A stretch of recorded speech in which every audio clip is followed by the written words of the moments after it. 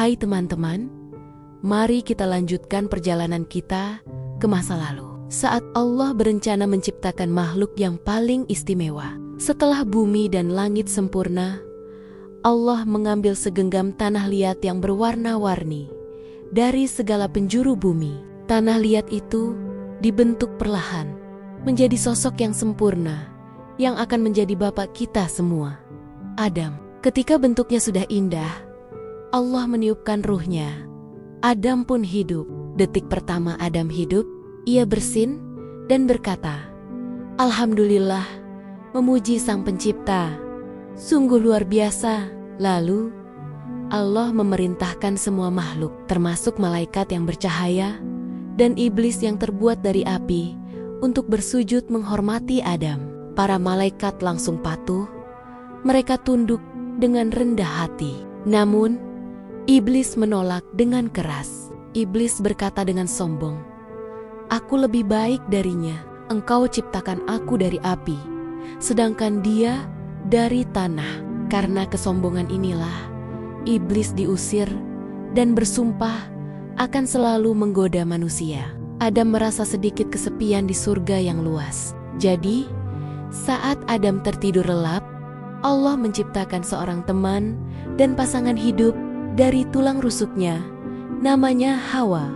Ketika Adam terbangun dan melihat Hawa, hatinya langsung dipenuhi kebahagiaan. Mereka pun hidup bersama di surga, sebuah tempat yang sangat menakjubkan. Ada sungai susu dan madu, buah-buahan yang rasanya tak terbayangkan. Mereka bebas melakukan apa saja. Tapi ada satu hal, hanya satu, yang dilarang. Mereka tidak boleh mendekati, apalagi memakan buah dari pohon tertentu. Allah berfirman, "Jangan kalian dekati pohon ini, karena iblis adalah musuh nyata kalian." Iblis yang licik tidak tinggal diam. Ia iri dengan kebahagiaan Adam dan Hawa. Perlahan, iblis mendekat dan berbisik. Ia berbohong dan bersumpah, "Kalau kalian makan buah ini, kalian akan hidup abadi seperti malaikat." Allah melarang kalian karena Dia tidak ingin kalian menjadi sekuat Dia. Adam dan Hawa yang lupa dengan janji Allah akhirnya termakan rayuan iblis. Mereka saling pandang, penuh keraguan. Tetapi rasa penasaran dan janji palsu itu lebih kuat. Hawa memetik buah itu lebih dulu, lalu memberikannya kepada Adam. Begitu buah itu mereka gigit, semuanya berubah. Cahaya surga meredup, dan tiba-tiba pakaian surga mereka hilang.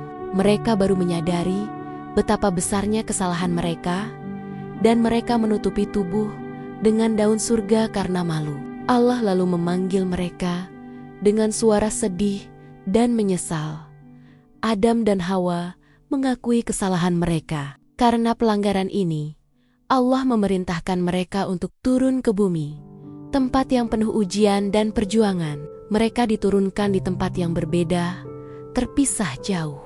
Di bumi yang asing dan keras, mereka menangis dan terus-menerus berdoa meminta ampunan. Mereka mengucapkan doa yang indah. "Ya Tuhan kami telah menganiaya diri kami sendiri. Dan jika Engkau tidak mengampuni kami dan memberi rahmat kepada kami, niscaya kami termasuk orang-orang yang merugi." Allah yang Maha Pengampun menerima taubat mereka. Setelah bertahan-tahan mencari, akhirnya Adam dan Hawa dipertemukan kembali. Mereka bertemu di sebuah tempat yang penuh berkah. Mereka memulai kehidupan baru di bumi. Adam, sebagai manusia pertama, juga menjadi nabi pertama, mengajari anak-anak dan keturunan mereka bagaimana cara beribadah dan menjalani hidup sesuai perintah Allah. Dari kisah ini, kita belajar bahwa setiap manusia bisa berbuat salah, tapi yang paling penting adalah segera bertaubat dan kembali kepada kebenaran.